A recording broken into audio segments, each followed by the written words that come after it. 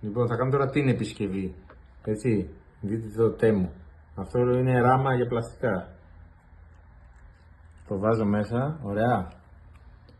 Το πατάω. Πυρώνει. Δείτε πως θα πυρώσει και θα γίνει κόκκινο. Κοίτα πως πυρώνει. Και τώρα το βουλιάζω. Τόσο όσο. Περιμένω να κρυώσει.